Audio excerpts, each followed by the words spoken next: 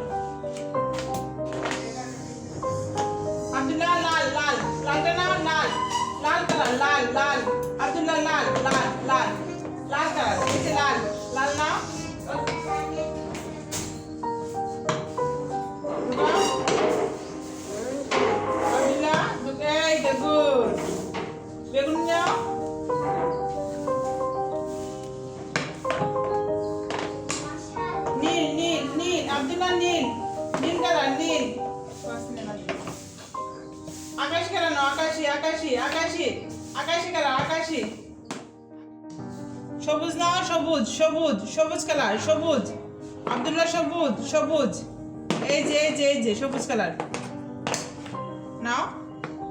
Good. হলুদ নাও, হলুদ হলুদ